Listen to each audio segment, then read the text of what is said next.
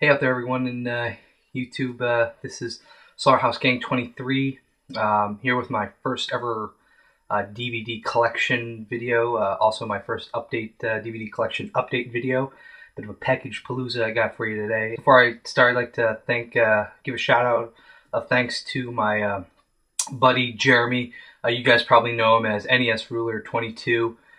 Thank you for encouraging me to, get back on YouTube. So, without any further ado, why don't we get started?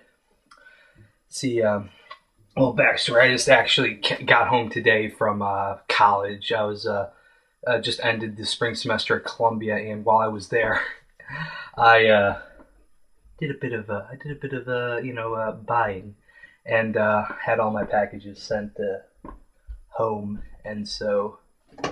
Let's start out with one I got here. Now, the reason I want to start with this one is because I know what this one is.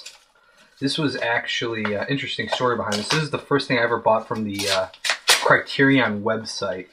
And I was really glad that I did because I bought this from the Criterion website at the time that I did, like literally a week or 2 weeks later, they had a flash sale and everything, all titles, 50% off. And if you are into collecting DVDs, and especially if you're into collecting Criterion releases, a 50% off sale is pretty huge because some of these things go the prices can get up there.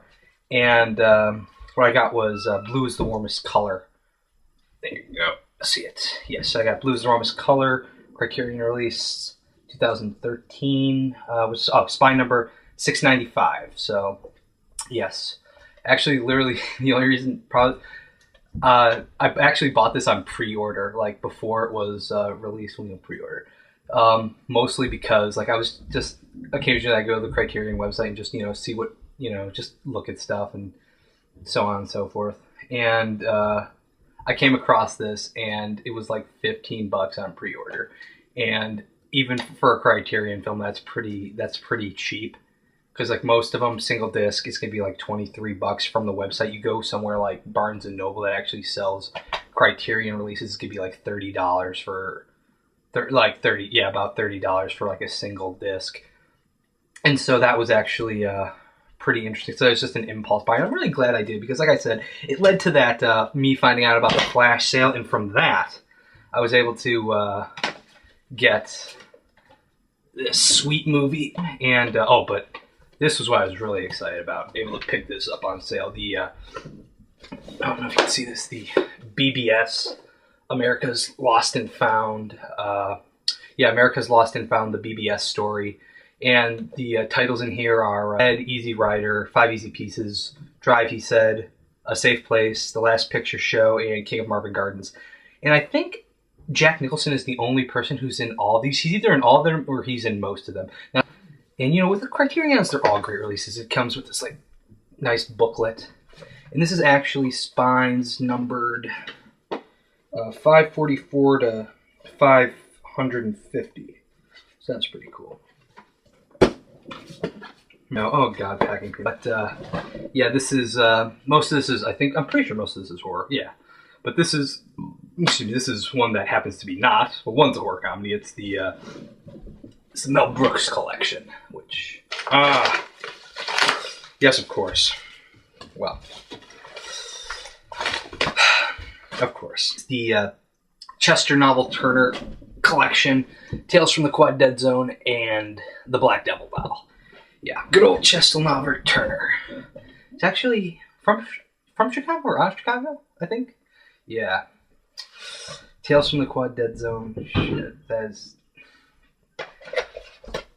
And I'd like to thank, I'd like to thank Moods616. I actually found out about the existence of this through watching his Shelf by Shelf video. And I think it was on like the last one, like Shelf 16 or Shelf 17. Shit, that guy's got a lot of movies that I actually found out about the existence of this. So, Moods, thanks. Thanks for letting me know this existed. Honestly, do not remember what this one is either. So let's tear her open and do it to it. See what we got. Oh god, this actually has an interesting story behind it. I don't know how many of you are familiar with like brain damage films and like Joe Castro, but like years ago at a disc replay in Orland, I got this film, the first of this film, and apparently they're making a third one now, and it was just so terrible. It was so terrible. I watched it like 3 times just so I could make fun of it like 2 more times, and I actually had a ball. Me and my brother watched it, and we just had the best time just watching this movie and riffing on it. It was good, and you know what? Actually, I actually kind of bought this movie out of spite. Well, I wanted to get it, but I partially bought it out of spite because my brother was like, "Oh, you're never gonna get that movie. You know what? You're never gonna get it. You're never gonna see it." And you know what? I actually almost believed him for a while too, because like I go on eBay and hardly ever see a copy, or I'd see like the UK release, which is under a different title, like Bloody Tunes or something like that. And if you haven't figured it out by now, I'm sorry. I should have said this earlier. It's I believe it's Joe Castro directed this. Yeah, Joe Castro's Terror Tunes 2, which I didn't expect much from the first one, and I'm gonna expect even less from this. So, yes, it is. Here we go. We got another film I found out about through the Cinema Snobs website reviewing, and that's Satan's School for Girls. Yes. Now, I definitely know what this is, and the story behind this is I actually bought one of these films years ago at Horribles. And for those of you who don't know Horribles is a horror specialty shop for, caters to horror, sci-fi. It's like horror and sci-fi memorabilia. And I bought one of these movies at Horribles. I saw it on the shelf, just had to buy it, based off the name alone. Took it home, watched 5 minutes of it. It was complete shit. Like, this was actually probably one of my first ever encounters with Shot on Shitio. It was just complete shit. And this was back in the time when I had a low tolerance. And believe me, over the years, I have gained a tolerance for shit. And so I have a higher tolerance for these things. But back then I didn't. And I didn't even finish the film. I ended up selling it at a garage sale. And I regretted it ever since. I could not find it, like, anywhere. I go on eBay. They show up on eBay, oh, so rarely.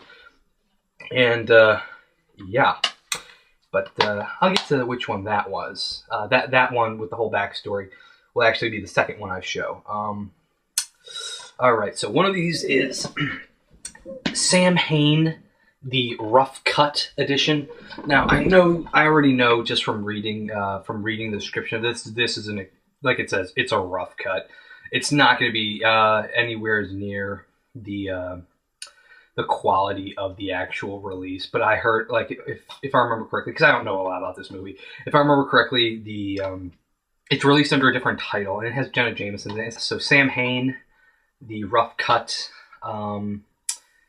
Yeah, I guess this is supposed to have like all the nudity and the gore that was taken out of the DVD release. So Sam Hain, the Rough Cut. Now that DVD I was telling you about with the story I had about where I bought it, saw it, had to buy it, and it was just, I got rid of it. Yeah, I told you the story.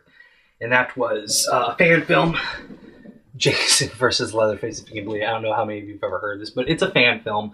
It's, of course, not a legitimate release. And, yeah, fan film.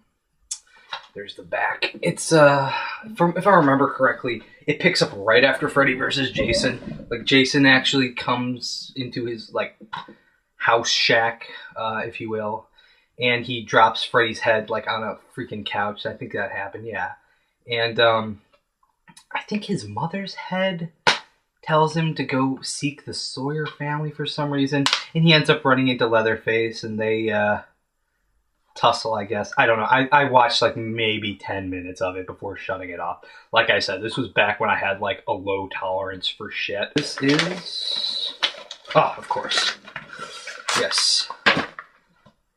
This is Hard Boiled. That's a Criterion release as well.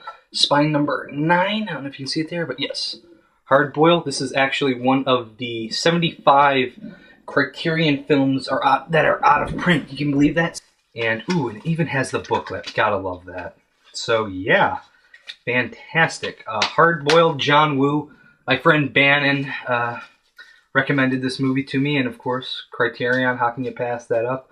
One step closer to, building, or just, one more Criterion release for the old collection.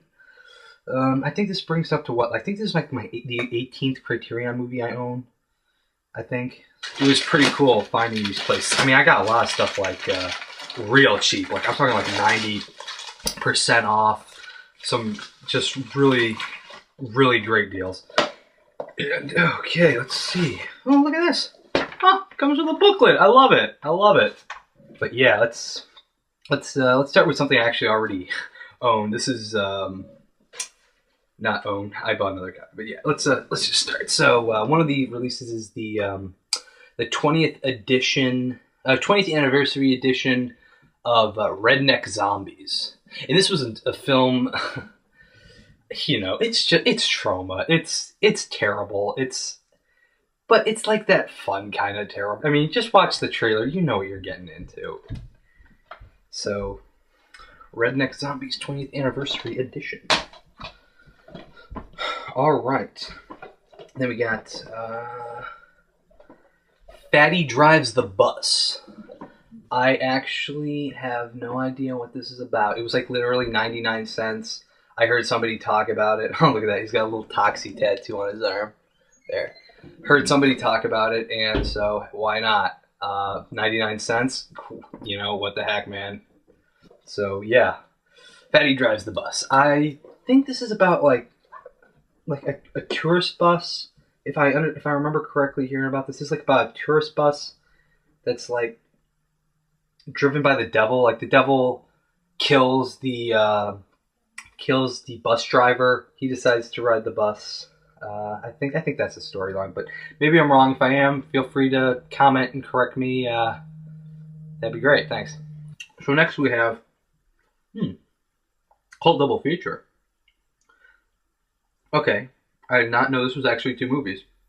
Okay, so this is Psycho A Go-Go. Psycho A Go-Go.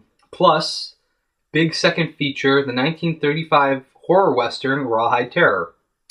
I think I have heard of that, but I think like the name Rawhide Terror just sounds familiar, but other than that, I don't know anything about it. If I remember correctly, Psycho A Go-Go is actually some of the footage from this movie, or some of this footage was used in another Troma release. I think I could be wrong. If I am, please let me know. Because yeah, so Psycho A Go-Go. And actually, that other release is, I believe, A Blood of Ghastly Horror. Is that true? Like, A Blood of Ghastly Horror is... Was it, like, A Blood of Ghastly Horror used footage from Psycho A Go-Go, or the other way around? Something like that, I think. I'm not completely sure. If anybody knows, leave a comment. That'd be great. I'd like to know. And my next DVD up is, oddly enough, A Blood of Ghastly Horror, which I watched the Cinema Snob review of this, and it seems like it's going to be rough. But I'm totally up for that. And then lastly, from our good friends at what was this? This was Oldies, right? Yeah, Oldies is the Zombie 3-pack, and that's Zombie 3, Zombie 4 After Death, and Zombie 5 The Killing Birds, which oddly enough has no killing birds in it. You know what? Why don't we keep the let's keep the Troma train rolling and open this package that just got here Friday from our good friends. Just got here, so it's technically yesterday. From our good friends in Tromaville.